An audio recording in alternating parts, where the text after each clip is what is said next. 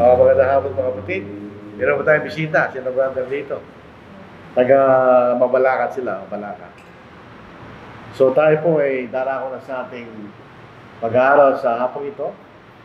Ito yung pangalang bahagi ng ating sinimula nung hindi ko nagkakawala, Sunday yata yun po. Ano ibig sabihin ng kapag kayo pinapangaral natin si Kristo o si Jesus? Ano ibig sabihin nun? Marami nagsasabi, lalo po sa mga denominations, pag itinuturo si Kristo lang itinuturo kanya. So walang kaugnayan sa bautismo, walang kaugnayan sa iglesia. Doon po sa unang pangangaral natin, napatunayan natin pag ipinapangaral si Kristo, ay kasama yung pinapangaral ng kanyang kaharian at sumakatid ang kanyang iglesia. So hindi natin pwedeng mahiwalay ang Panginoon sa kanyang iglesia. Ibig sabihin, ang Panginoon po ay namatay para sa kanyang iglesia. So ito yung mahalaga. So pag pinapangaral natin si Kristo, kasama na doon, pinapangaral natin ang kanyang kaharian o kanyang iglesia. So sa umaga po ito, o sa hapon, tingnan po natin ang mga talata.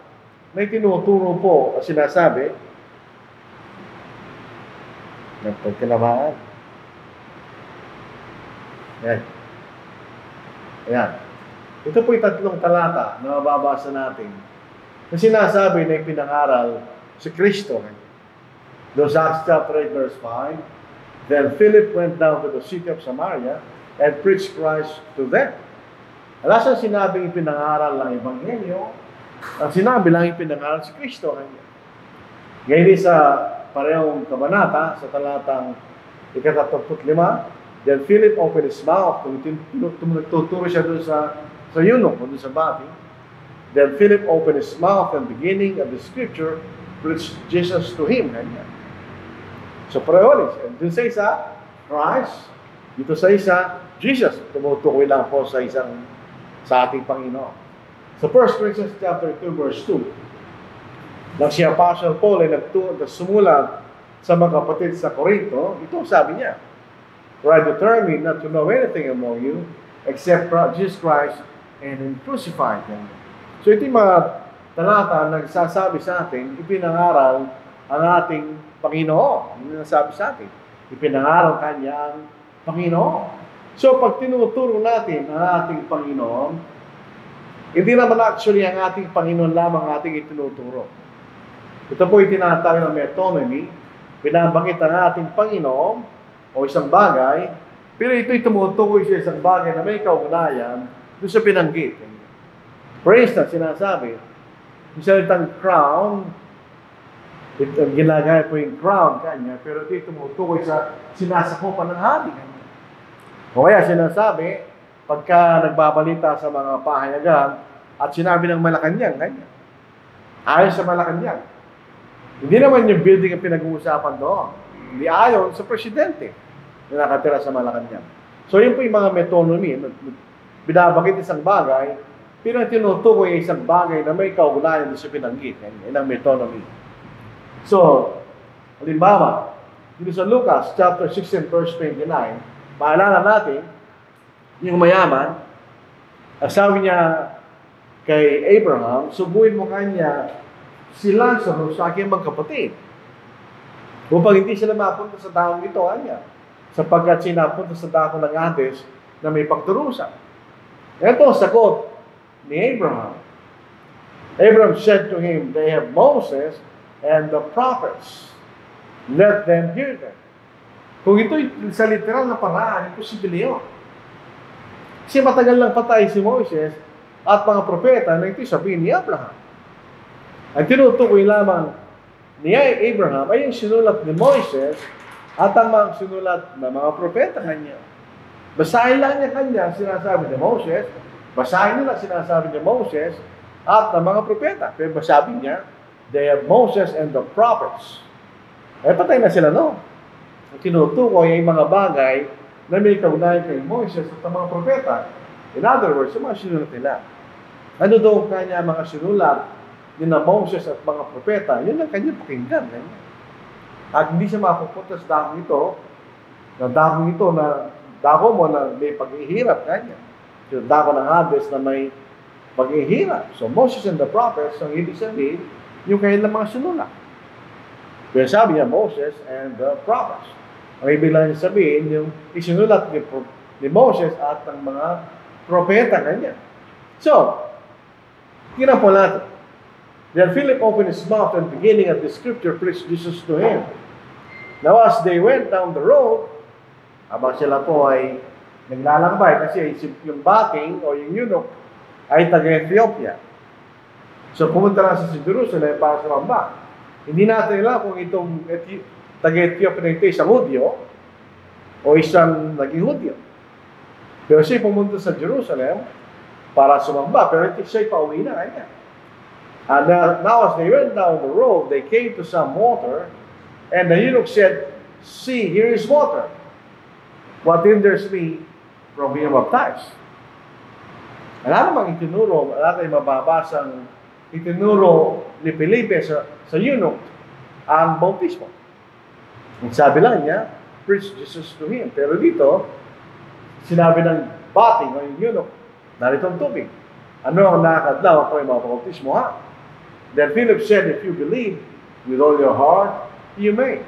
And he answered and said, I believe that Jesus Christ is the Son of God. So ako'y naniniwala na sa Kristo ay ang anak ng Diyos. So nang itinuro ni Philip si Jesus, doon sa bating, itinuro niya na si Jesus ay ang anak ng Diyos. Kanya. So kasama tungkol sa pagtuturo ni Jesus, ni Felipe kay tungkol sa ating Panginoon, ay naituro niya na si Yesu Kristo ay anak ng Diyos. Dahil kung di naituro yun, paano niya nalaman yun? So, ikay sasampalataya ay maaari. So, ito naituro ni Felipe doon sa bating, nung itinuro si Jesus, hindi malalaman niya. So, isang bagay na pagka itinuturo natin si Jesus, kailangan nating ituro na si Jesus ay anak ng Diyos. Iyon ay bahagi sa pagtuturo natin tungkol sa ating Panginoon. Ito ay halimbawa ng necessary inference or conclusion. Wala tayong mababasang sinabi ni Felipe yun word for word. Sinabi lang niya, ipinangaral si Jesus. Pero alam ng bating na si Yesu Kristo ay anak ng Diyos. So itinuro niya yun. Kaya kayo naniniwala kanya, naniniwala. So siya binautismohan ni Felipe. So sabi niya, si Jesus ay ang anak ng Diyos. Jesus is the Son of God. Siya ang anak ng Diyos. Ano ibig sabihin nun? Number one, si Jesus ay nasa kalagayan ng pagiging Diyos. Siya Diyos. Sabihin.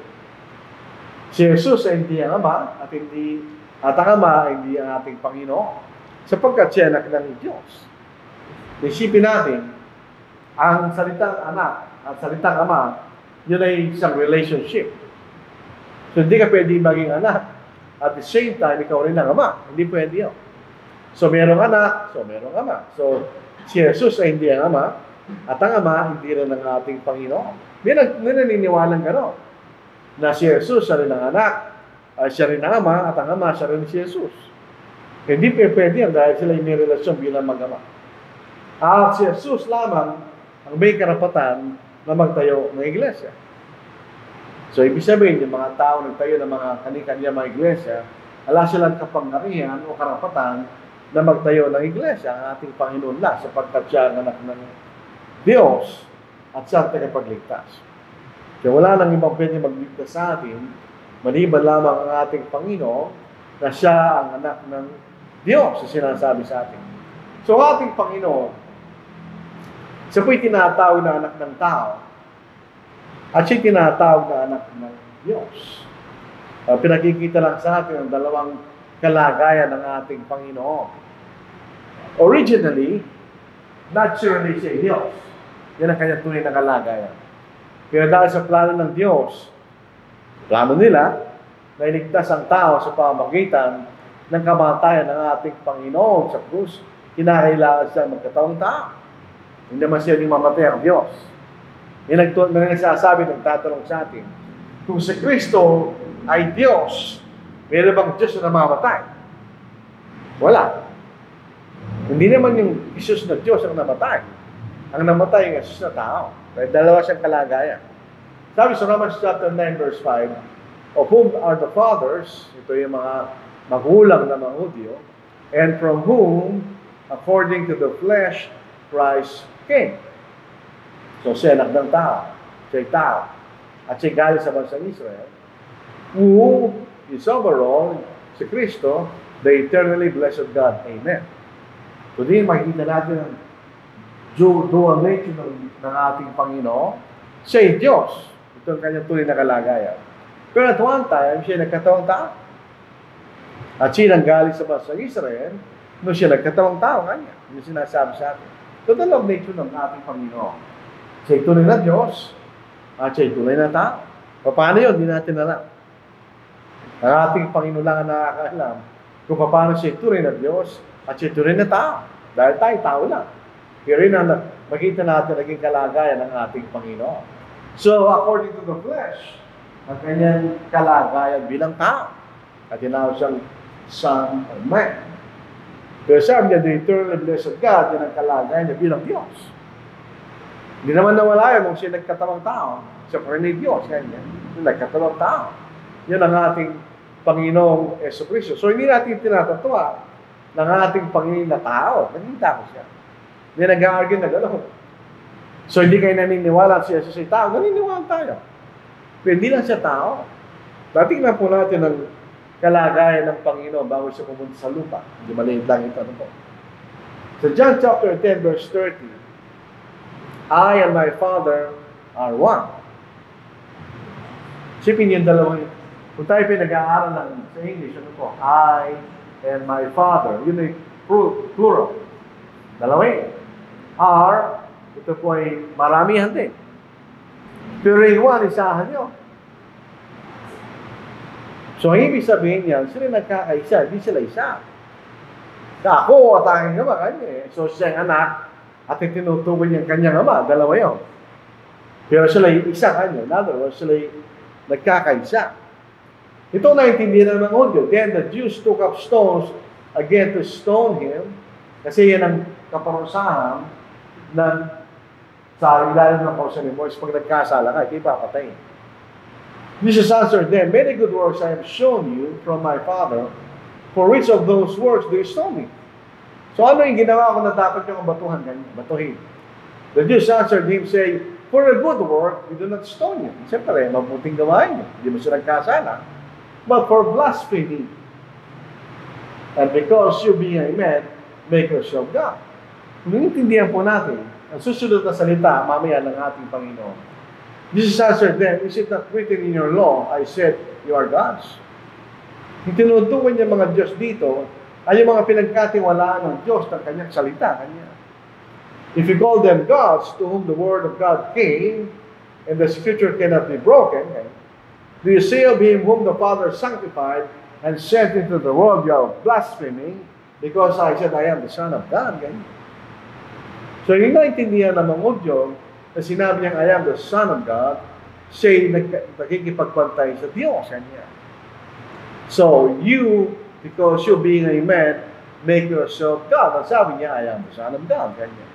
So, ito nagpapakilala na siya'y kapantay ng kanyang ama. I and my Father are one.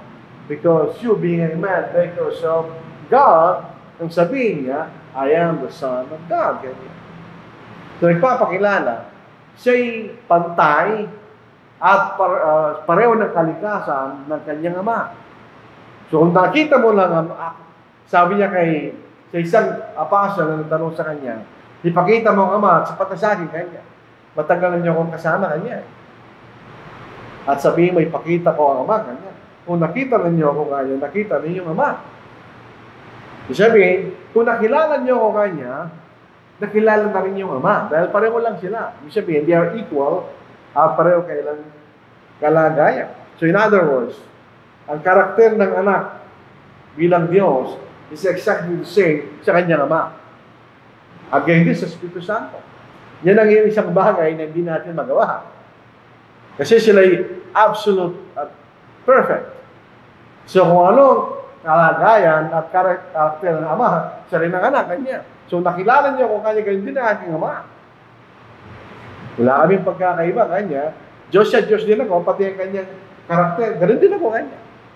So, pinakikita rito, siya'y kapantay at pareho ng kalagayan sa kanyang ama. Sabihin niya, I am the Son of God. So, pinakikita sa atin, pag sinasabing the Son of God, ang sinasabi niya, the nature of being God. May mga kapatid, unfortunately, may mga kapatid na tuturo, hindi ako naniniwala sa kailang sinasabi.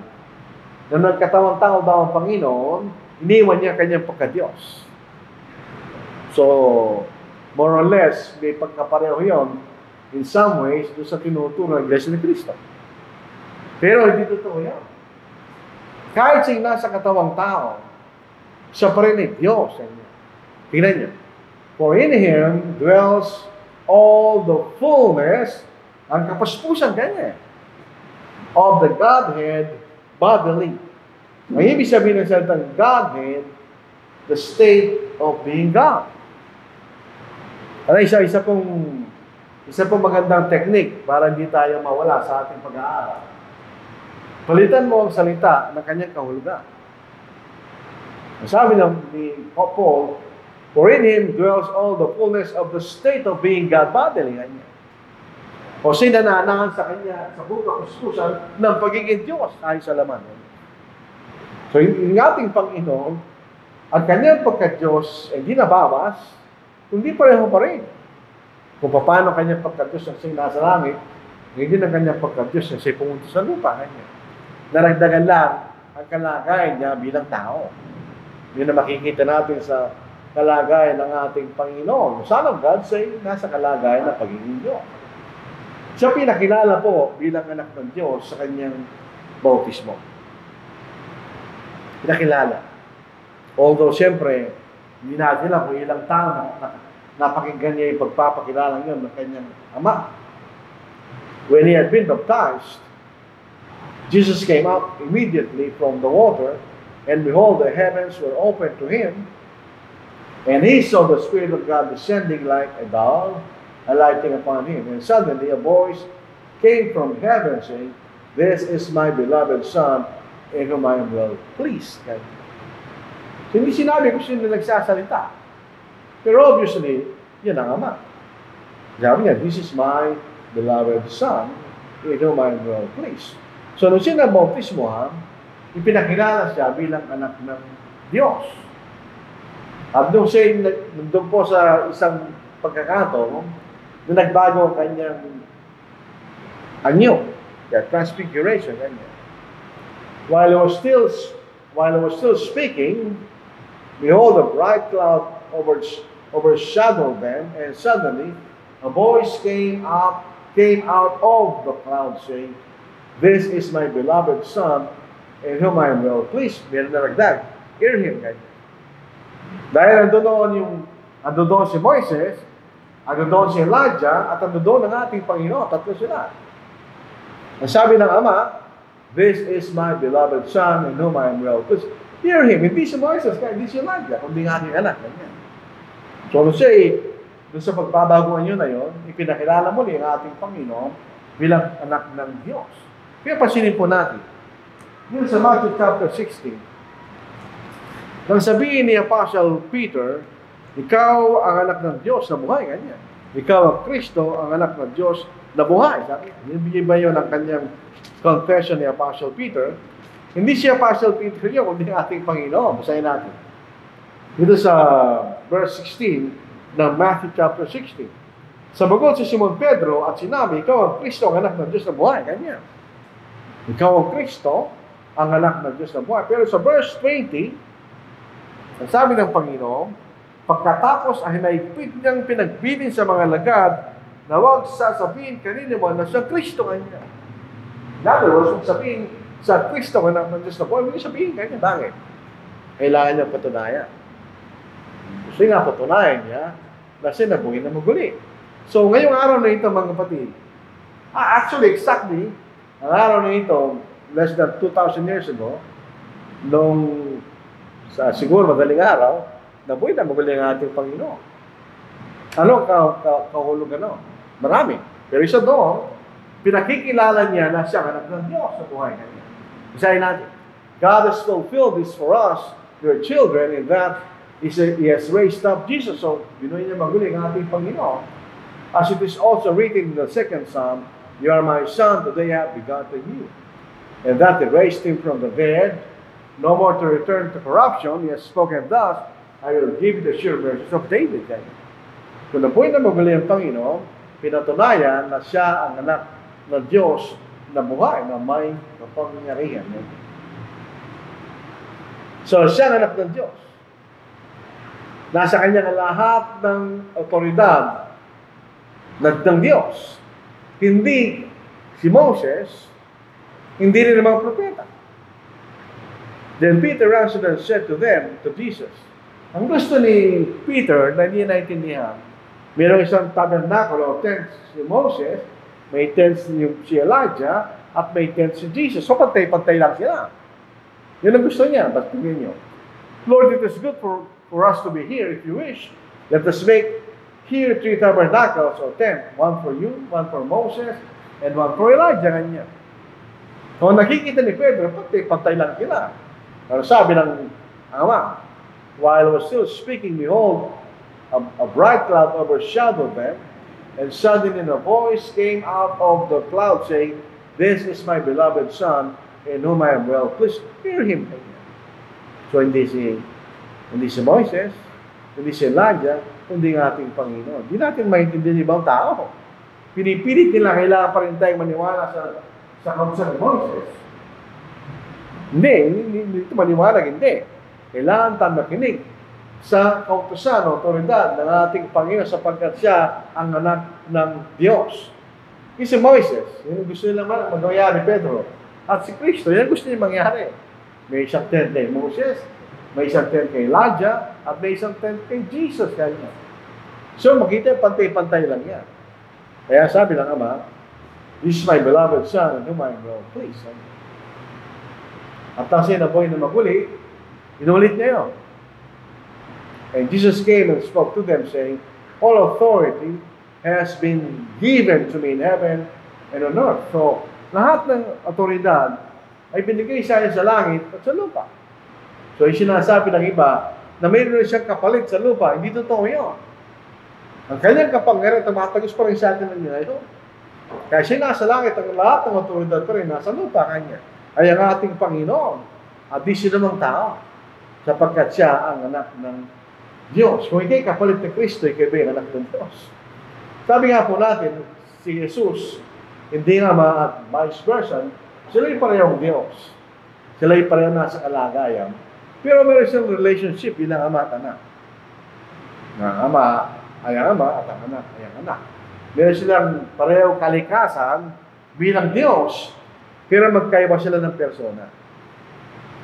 So ang ama hindi ang anak hindi ang ama. Yung mga United Pentecostal Church, yung oneness kanila, pareho lang yan. Ang anak siya ang ama siya ang anak, hindi ha. Sila pareho. Dahil sabi nga natin kanina, yun ay isang relationship. Ito kalagay na pagkakaroon ng relasyon kanya bilang mag-ama. So ang ama, hindi pwede siya rin ang ama, o ang anak, hindi maaaring siya rin ang ama, at ang ama, hindi rin maaaring siya rin ang anak. Katulad ng mag-asawa, may husband and wife. Nakita na ba tayo na yung husband siya rin ang wife, at ang wife siya rin ang husband? Hindi, bakit parang magkaibang tao yun, pero mayroon silang relasyon bilang mag-asawa. At makita natin, ang ama, sinugo niya ang anak. Nasa langit ang anak, sinugo siya ng ama, kanya. This is John chapter 5 verse 36. But I have a greater witness than John's. For the works which the Father has given to me to finish, the very works that I do bear witness of me that the Father has sent me. May sinugo ng ama. At kung naniniwala ang Hudyo na ang ama ay Diyos, kailangan silang maniwala na isinugo ng ama na kanyang anak siya rin ay Diyos. Makita natin. In John chapter 13 verse 16, more surely I say to you, a servant is not greater than his master, nor is he who is sent greater than he was sent. So, nung ating Panginoon, nang siya'y sinugo ng ama, sinasa kalagay ng tao. At ang Ama ay nasa kalagayan ng Diyos. Hindi siya nagbago. Siya ay nasa kalagayan ng Diyos at the same time siya nasa kalagayan ng tao. So siya nasa mababang kalagayan kaysa sa kanyang Ama. Hindi dahil sa Diyos, kundi dahil sa gawain na sinugo sa kanya ng Ama.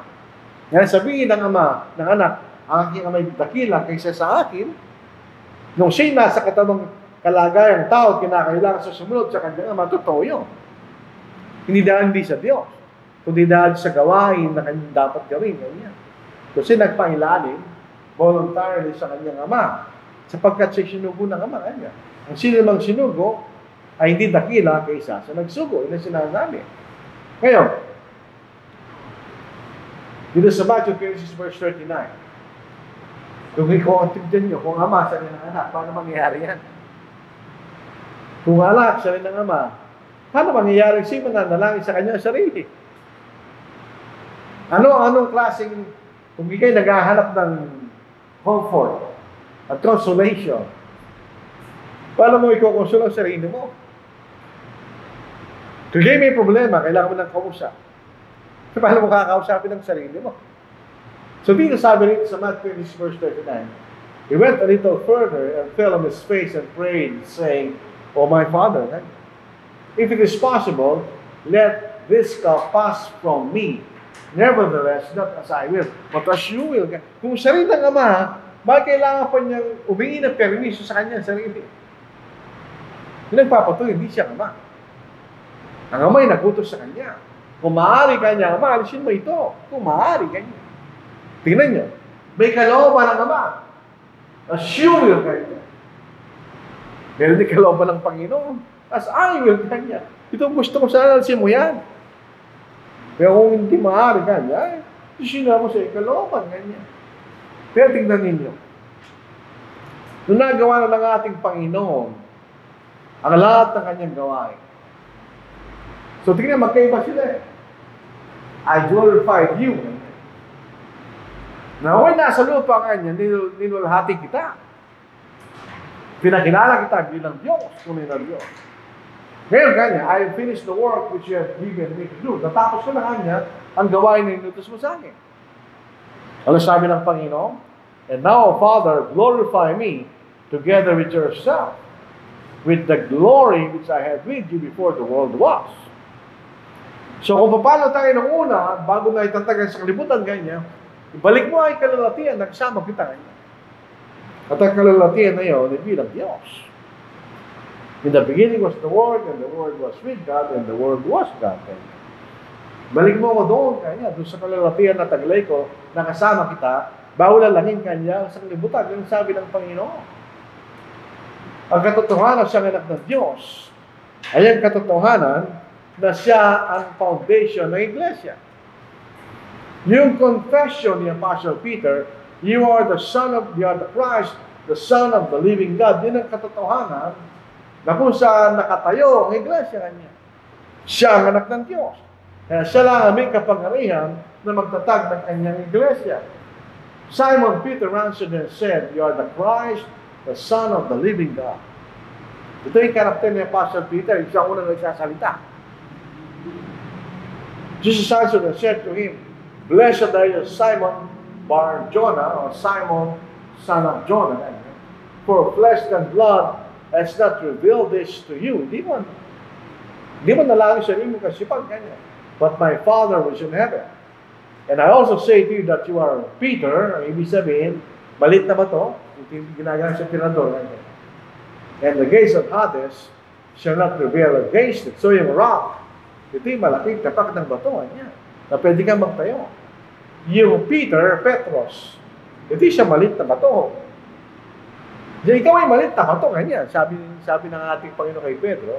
Pero sa malaking tipak na bato na ito kanya, hindi sa'yo. I will build my church. Ano ba yung bato na yun? Yan ang natotohanan na siya Kristo, ang anak ng Diyos na buhay. Sabihin niya ng pundasyon ng iglesia ito na yun, ang ating Panginoon. So yun ang iglesia. Hindi si Pedro nagtayo ng iglesia, kundi ang ating Panginoon. Ito yung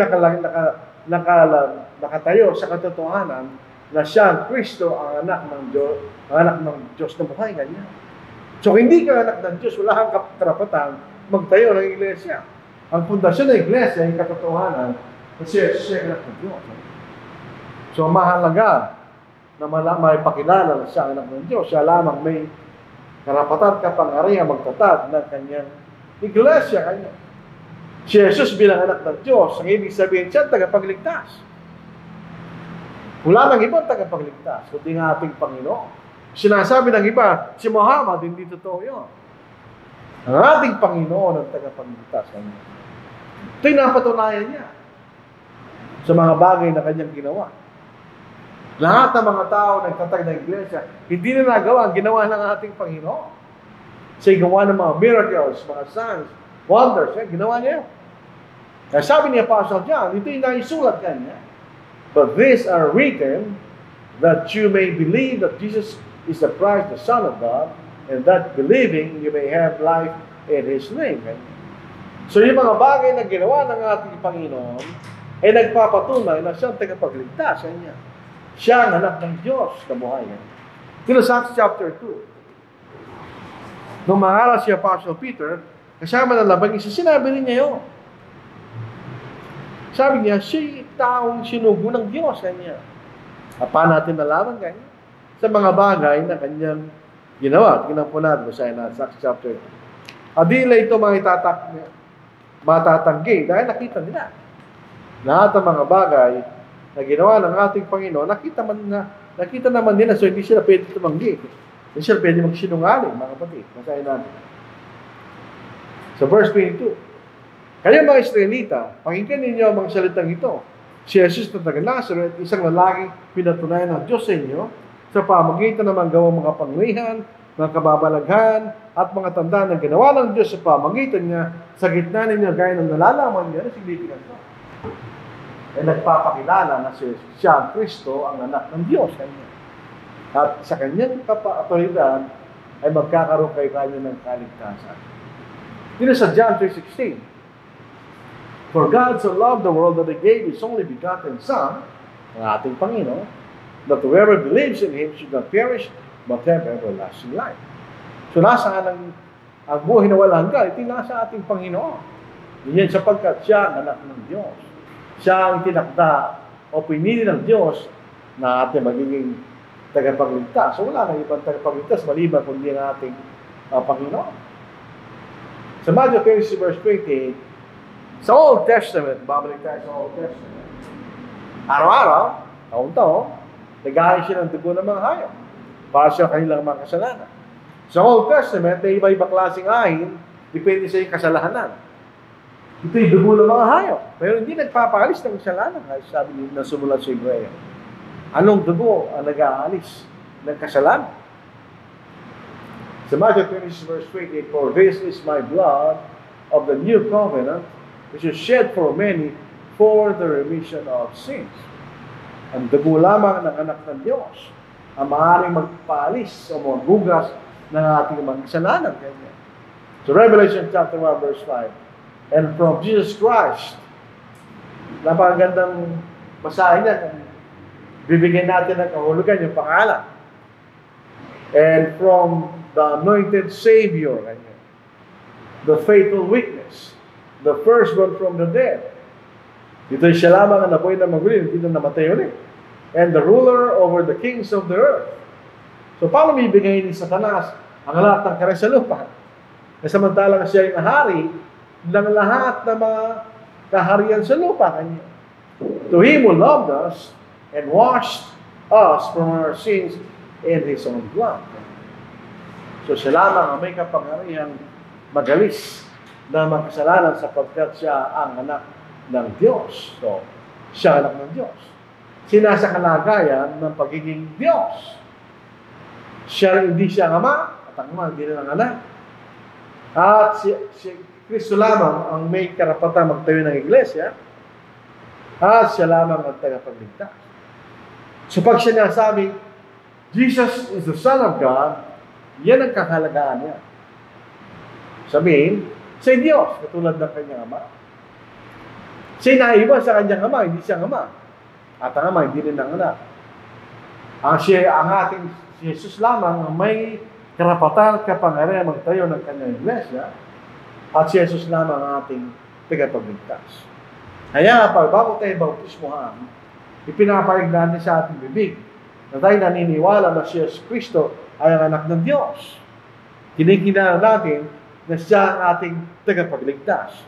At pagka sinunod natin ang kanyang kalooban, tayo ay maniligtas. So maraming kamalian ang itinuturo ng ibang mga relihiyon tungkol sa ating Panginoon. Yung iba, hindi naniniwala sa Diyos. Yun po isang malaking blasphemy laban sa Diyos. Ang sabi ng Panginoon, maliban na kayo sumampalataya, nakawaran niya. Kayo mga mamatay sa inyong mga kasalanan. Kailangan natin siyang kilalanin kung ano, kung paano dapat natin siyang kilalanin. Siya ang anak ng Diyos. Sa Diyos ang ating tagapagligtas at siya nagtayo ng kanyang iglesia. So, yung mga ibang iglesia na itinayo ng mga tao, alang buhay yan, walang kaligtasan doon. May kaligtasan lamang